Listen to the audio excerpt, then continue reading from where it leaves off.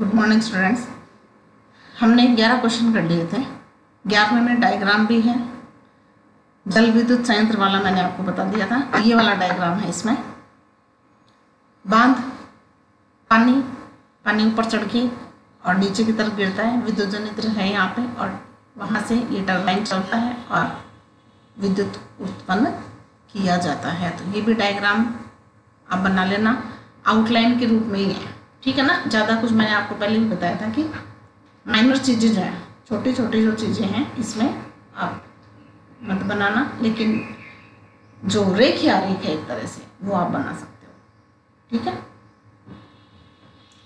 12वां जो क्वेश्चन है वो विद्युत ऊर्जा क्षय को हम किस प्रकार से कम कर सकते हैं। तो विद्युत ऊर्जा क्षय कम करने की विधियां मैंने आपको बताई थी कि किस प्रकार से अपन कम कर सकते हैं। तो घरों में उपयोग में आने वाले विद्युत युक्तियाँ जैसे वॉशिंग मशीन, टीवी, माइक्रोवेव आदि को जब उपयोग में नहीं ले रहे हों तब उन्हें आपातोपयोगी अवस्था में रखने से कुछ ऊर्जा का क्षय होता है। अतः जब इन्हें उपयोग में नहीं ले रहे हों तो इन्हें स्विच ऑफ कर देना चाहिए। तो ये जनरल सी बात है कि ये मैंने उस टाइम भी आपको बताया था कि जब हम किसी भी इलेक्ट्रॉनिक युक्ति का यूज़ नहीं कर रहे होते हैं तब हमें उसे ऑफ कर देना चाहिए, ठीक है। तो बिजली की बचत होती है, इलेक्ट्रिसिटी सेव होती है इससे। आजकल वॉशिंग मशीन, वातानुकूल यंत्र, पंखा, रेफ्रिजरेटर तथा वाहन, अन्य कई विद्युत साधनों में स्टार रेटिंग दी जाती है। स्टार रेटिंग के कारण भी ऊर्जा कम क्षय होती है। ऊर्जा का क्षय, ऊर्जा का व्यय, ऊर्जा की हानि क्या होती है, कम होती है, ठीक है। और जो उपकरण है वो ज़्यादा दक्ष बनता है। ज़्यादा दक्ष बनने का मतलब क्या हुआ कि ज़्यादा आउटपुट देने वाला वो उपकरण होता है। तो जितनी ज़्यादा स्टार रेटिंग होगी वह उपकरण उतना ही ज़्यादा दक्ष होगा और उसमें ऊर्जा का क्षय कम होगा। यह करीब 30% तक कम बिजली की खपत करते हैं। 30% इलेक्ट्रिसिटी सेव होती है इससे। और हमें अपनी आवश्यकता अनुसार उतनी ही क्षमता का उपकरण खरीदना चाहिए। तो इसमें मुख्यतः 3 बातें आई हैं। पहली बात क्या है कि जब हम उपकरण का यूज नहीं कर रहे होते हैं तब हमें स्विच ऑफ कर देना चाहिए। दूसरी बात, ज़्यादा स्टार रेटिंग वाला उपकरण लेना चाहिए जो ऊर्जा का क्षय कम करता है और ऊर्जा दक्ष ज़्यादा होता है, ठीक है।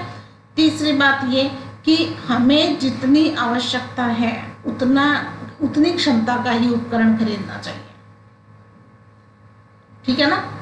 तो ये तीनों चीज़ें इंपॉर्टेंट है, तीनों चीज़ें मुख्य हैं। जो इलेक्ट्रिसिटी सेव कर सकता है, ऊर्जा क्षय को कम कर सकता है। मकानों में वातानुकूल को ज़्यादा प्रभावी बनाने के लिए क्या किया जा सकता है।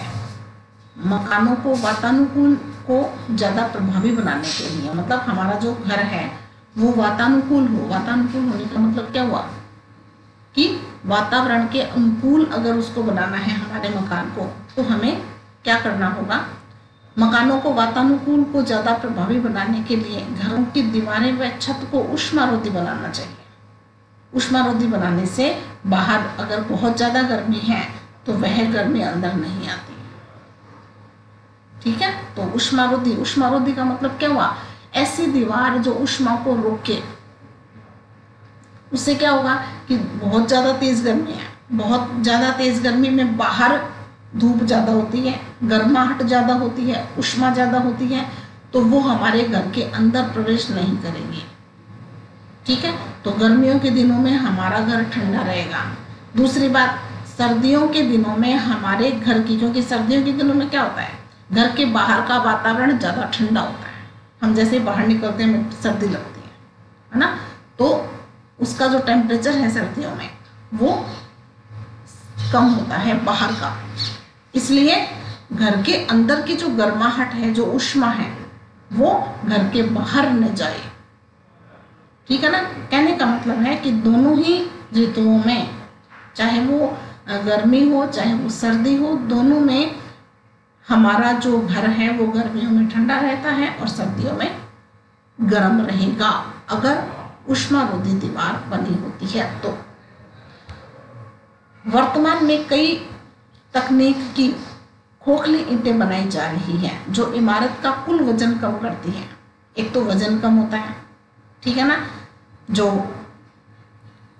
वेट है वो कम लगेगा, कम सहन कर, उसकी क्षमता तो ज़्यादा होती है, सहन करने की क्षमता तो ज़्यादा होती है, लेकिन खुद का जो वजन है वो कम होता है। एवं कुचालक माध्यम की तरह व्यवहार करती है। कुचालक माध्यम का मतलब क्या हुआ कि ऊष्मा का आदान प्रदान नहीं करती, जिससे मकान का वातानुकूल खर्च कम हो जाता है। वातानुकूल खर्च कम होने का मतलब क्या हुआ कि वातानुकूल बनाने के लिए अपन क्या करते हैं, सर्दियों के दिनों में हीटर लगाते हैं तो हीटर नहीं लगाना पड़ेगा, गर्मियों के दिनों में हम एसी लगाते हैं तो हमें एसी नहीं लगाना पड़ेगा। तो वातानुकूल जो भी अपन उपकरण काम में लेते हैं उसका भी खर्चा कम आएगा। तो ऊर्जा क्षय जो साधन था उसमें आप एक ये भी ऐड कर सकते हो कि मकान की दीवारों को ऊष्मारोधी बनाना चाहिए, तो 4 पॉइंट लिख सकते हो उसमें आप, ठीक है। विद्युत शक्ति क्या है? हमारे घरों में आने वाले विद्युत शक्ति के उपयोग की गणना कैसे की जाती है, उदाहरण देकर समझाइए। विद्युत शक्ति, यदि क्यू कूलाम का एक आवेश सेकंड टी सेकंड में वी वोल्ट विद्युत विभव से गुजरता है तो शक्ति P बराबर देखो, शक्ति बराबर होता है कार्य बटे समय। ये जितने भी सूत्र आ रहे हैं ये सूत्र आप अपनी नोटबुक में साइड में नोट करते जाएं, अलग कलर के पेन से, या तो ग्रीन कलर के पेन से उनको लिखें या आप उनको दूसरे कलर के पेन से लिखें जो भी आपके पास उपलब्ध है। जिससे क्या होगा, और उनको आप थोड़ा हाईलाइट कर दो, जिससे क्या होगा कि जैसे आप नोटबुक खोलते ही आपकी नज़र जो है वो सीधी फॉर्मूले पर गिरेगी, ठीक है। और बार बार जब आप फॉर्मूलों को, जब भी कॉपी खोलोगे, जब भी आप फॉर्मूलों को पढ़ोगे तो आप वो फॉर्मूले आपके याद आ जाएंगे। तो शक्ति बराबर कार्य बटे समय होता है, और कार्य बराबर क्या होता है, विभव इंटू आवेश। ये अपन ने विद्युत विभव और विद्युत विभवांतर की परिभाषा पढ़ी थी, उसमें ये फॉर्मूला आया था W बराबर V गुना Q, V बराबर W बटा Q, ठीक है। तो I बराबर क्या होता है, Q बटा T, Q बटा T क्या होता है, I है, तो यहाँ पर आप I लिख सकते हो, ठीक है। या T बराबर Q बटा I, एक ही बात है, इसको पक्षांतरण कर दो यहाँ से, आप डायरेक्ट लिख सकते हो इसको। देखो यहाँ देखिए, ये Q बटे T है ना, इस Q बटे T की जगह आप I लिख दो डायरेक्ट, तो यह जाएगा V गुणा I, V गुणा I, और यह जाएगा वाट, P बराबर V गुणा I वाट। कितना विभवांतर है और कितनी धारा प्रवाहित हो रही है। हमारे घरों में पूछा क्या प्रश्न कि विद्युत शक्ति का उपभोग की गणना अपन कैसे करेंगे हमारे घरों में, तो घरों में विद्युत धारा प्रवाहित होगी तो I लेना पड़ेगा।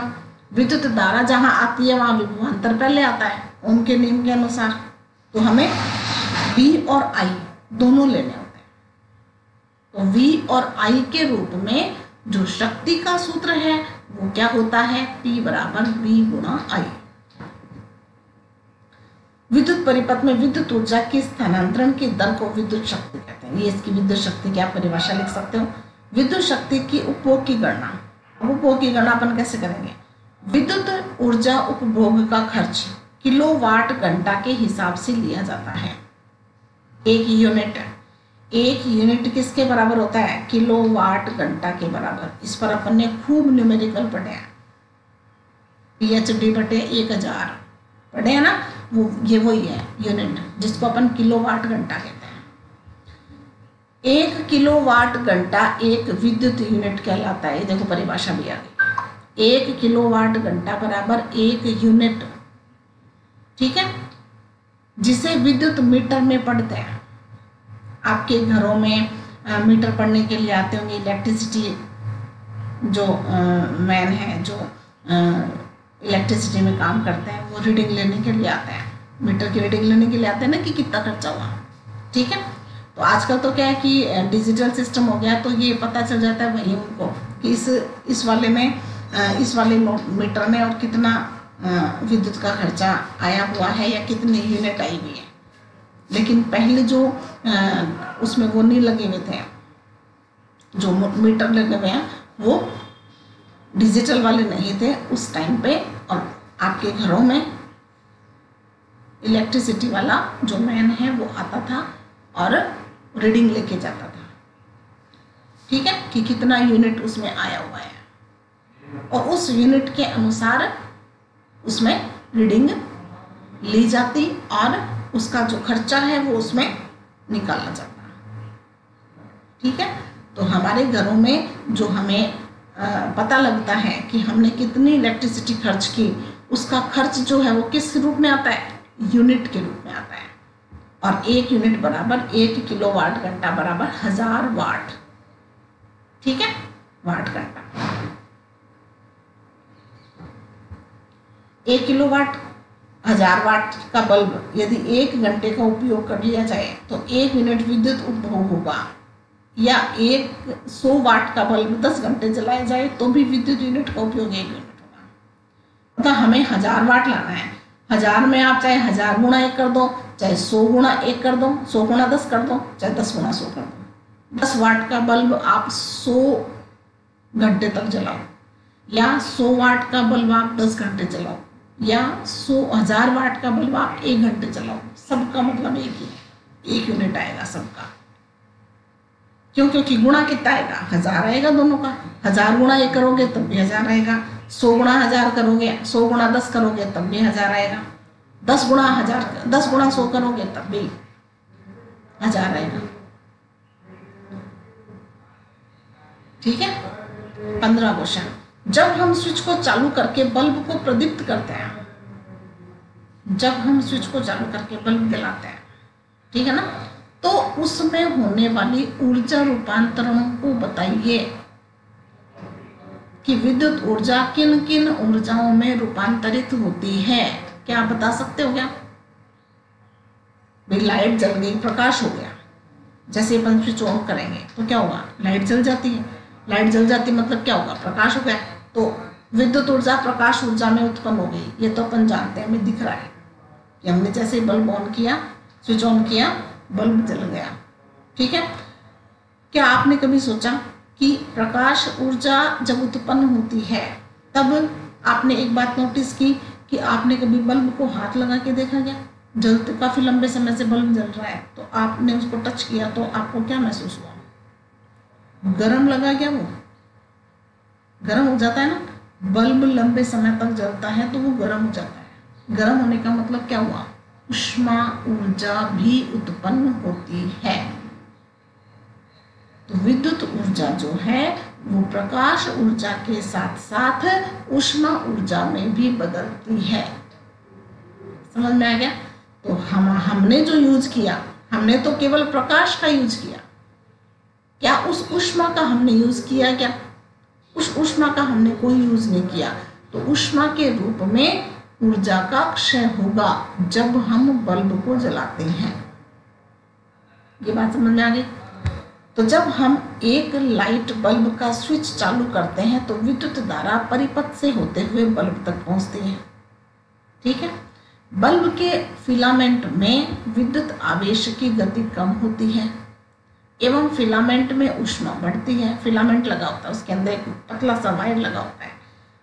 पुराना अगर कहीं आपके पास बल्ब रखा हो जो पारदर्शी होता है, वो बल्ब आपके पास अगर रखा है तो आप उसमें देखना एकदम बारीक तंतु सा लगा रहता है, जो उसमें निकलने वाले जो सिरे हैं उन पर टच रहता है, वही जलता है। बल्ब जब ऑन होता है तो वही जलता है, उसको कहते हैं अपन फिलामेंट, ठीक है।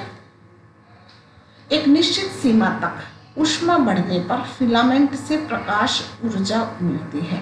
जब कोई चीज जलकर एकदम लाल तप्त हो जाती है तो वो प्रकाश देने लगती है, ठीक है ना। तो तभी, और ये प्रक्रिया बहुत जल्दी होती है। अपन सोचते हैं कि इलेक्ट्रिसिटी जा रही है, हमने ऑन किया, फिर ऑन करते ही बल्ब जल जाता है ना। तो ये प्रक्रिया बहुत तीव्र गति से होती है। इलेक्ट्रिसिटी की जो वेलोसिटी है वो बहुत ज़्यादा होती है, बहुत वेग जो है वो ज़्यादा होता है, इसलिए वो तुरंत बल्ब तक पहुंचकर तुरंत फिलामेंट को गर्म कर देता है, वो प्रकाशवान हो जाता है। ये क्रिया बहुत तीव्र गति से होती है। तो ये हमारे सारे क्वेश्चन कंप्लीट हो गए, मैंने एक भी क्वेश्चन नहीं छोड़ा, ठीक है। निबंधात्मक प्रश्न हैं वो सारे के सारे या तो लघुत्तरात्मक में आ गए होंगे और या फिर चैप्टर में नोट्स में आ गए हैं। तो आप अति लघुत्तरात्मक, लघुत्तरात्मक और अंकित प्रश्न एक भी नहीं छोड़ोगे, ये सारे आपको नोटबुक में करने हैं। निबंधात्मक में वे प्रश्न जो उसमें नहीं आए, नोट्स में नहीं आए, केवल वही आप करोगे, बाकी आपको निबंधात्मक प्रश्न नोटबुक में नहीं करना। बात क्लियर हो गई? तो आपका 10वां चैप्टर हो गया, 11वां चैप्टर हो गया और 1 से लेकर 4 तक चैप्टर हो गए। तो आपके 6 चैप्टर कंप्लीट हो गए। अब मैं शुरू करने जा रही हूँ 9वां चैप्टर, प्रकाश। बहुत ही बढ़िया, बहुत ही इंटरेस्टिंग चैप्टर है, लेकिन मैं एक बात आपको कहना चाहूँगी इस चैप्टर के लिए, 9वें लेसन के लिए विशेष रूप से, ये प्रकाश का फंडामेंटल है। फंडामेंटल का मतलब होता है मूल बात, मूल चीजें। इस चैप्टर में अगर आप एक भी वीडियो छोड़ दोगे तो आपके अगला वीडियो समझ में नहीं आएगा। बात समझ में आ रही है ना? बायोलॉजी के जो चैप्टर है 1 से लेकर 4 तक, वो चैप्टर आप बुक से अगर खुद भी रीडिंग लगाओगे तो आपके समझ में आ जाएगा। ठीक है? पीछे जो एनवायरनमेंट के चैप्टर हैं, जो 12 से लेकर 12वें चैप्टर से लेकर आगे के जो चैप्टर हैं, उनको भी आप बुक्स लेकर खुद पढ़ोगे तो वो कुछ कुछ आपके पल्ले पड़ेगा, आपके समझ में आएगा। लेकिन 9वां, 10वां और 11वां ये तीनों चैप्टर फिजिक्स के चैप्टर हैं। और फिजिक्स जो सब्जेक्ट है वो थोड़ा कठिन रहता है। उसको एक तो रेगुलर पढ़ना पड़ता है और एक ऐसा नहीं है कि एक क्लास हम छोड़ दें फिर आगे की 4 क्लासें देख लें फिर 2 छोड़ दें, कुछ मतलब ही नहीं है। तो आप समझ रहे हैं 10वां लेसन तो रिवाइज हुआ था, मैंने पूरा रिवीजन करवाया था जितना मैंने पहले पढ़ाया था। तो 10वां तो वैसे 11वें में थ्योरी ज़्यादा है, सूत्र 4 या 5, मैक्सिमम 4 या 5 ही सूत्र है, उससे ज़्यादा सूत्र नहीं है 11वें में, ज़्यादा डेरिवेशन भी नहीं है ना। तो वो भी आपके समझ में आ गया। अब ये जो 9वां चैप्टर है ये अगर आप रेगुलर पढ़ोगे तो बहुत आसान है, 9, 10वें और 11वें से भी आसान चैप्टर है ये। लेकिन अगर आप इसको रेगुलर नहीं पढ़े तो ये बहुत कठिन है, ये आप मान कर सकते। आ गया ना समझ में? तो इसका आप एक भी वीडियो नहीं छोड़ोगे। मैं देख रही हूँ कई बच्चे रेगुलर नहीं पढ़ रहे, लापरवाही कर रहे हैं, और वो लापरवाही उन्हीं पर भारी पड़ने वाली है।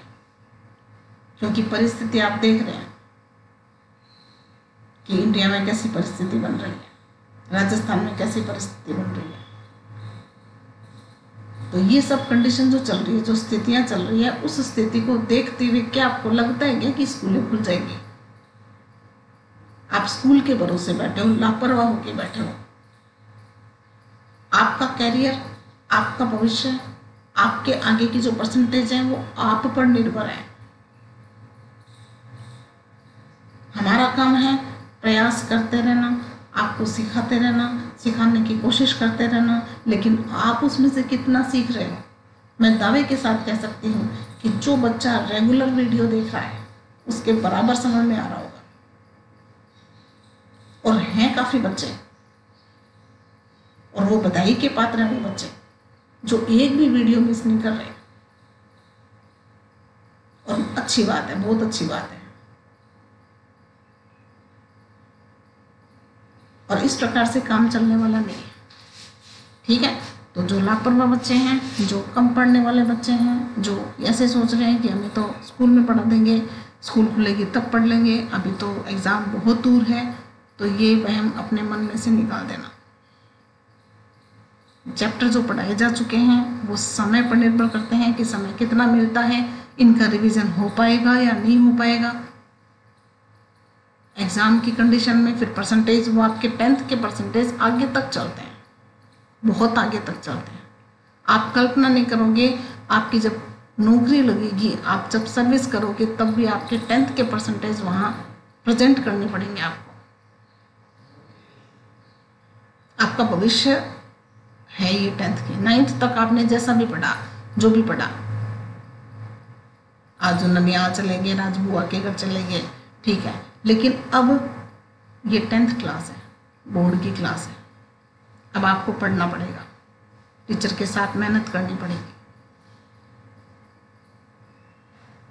और बहुत से बच्चे कर भी रहे हैं, लेकिन कुछ बच्चे हैं वो लापरवाह, इस पढ़ाई को सीरियस नहीं ले रहे। आप किसी भी क्षेत्र में चले जाओ, कहीं भी चले जाओ, आपको 12th तो पास करनी ही पड़ेगी, चाहे कितना ही कमज़ोर से कमज़ोर बच्चा हो। 12th की मार्कशीट तो आपके पास में होनी चाहिए। और आगे समय ऐसा आएगा जब आपका टाइम आएगा नौकरी का, तब तो हो सकता है कि आपको ग्रेजुएट भी होना पड़े। धीरे धीरे समय बदल रहा है, पहले 8वीं पास ज़रूरी था, फिर 10th पास ज़रूरी था, फिर 12th पास, और हो सकता है आप ग्रेजुएट हो, ग्रेजुएशन कंप्लीट होनी चाहिए, तभी कोई किसी क्षेत्र में काम कर सकता है, अन्यथा वो नौकरी नहीं कर सकता। तो ये आगे की परिस्थितियां बदल रही हैं, बहुत ज़्यादा बदल रही हैं, इसलिए आप लोग समझ जाओ, समझ जाओ, ठीक है। तो हम ये चैप्टर शुरू करने वाले थे, टाइम हो गया। ये चैप्टर मैं कल से शुरू करवाऊंगी, प्रकाश। तब तक आप 10वां और 11वां इन चैप्टर का आप रिवीजन करना। मैं बहुत धीरे धीरे पढ़ा रही हूँ, बहुत आराम से पढ़ा रही हूँ, जिससे आपके पास मैटर कम रहे, तो आप उसको ज़्यादा देर तक पढ़ सको, रिवीजन कर सको। और कोई भी आपके अगर समस्या है, कोई भी प्रॉब्लम है, आपके नहीं समझ में आ रही, कोई बात, कोई वाक्य समझ में नहीं आ रहा, कोई टॉपिक समझ में नहीं आ रहा, तो आप मुझे डाउट लिख कर भेजिए या मुझे फ़ोन करिए, ठीक है ना। तो ये आप विशेष रूप से ध्यान रखोगे, ठीक है। तो आज के लिए इतना काफ़ी है, धन्यवाद।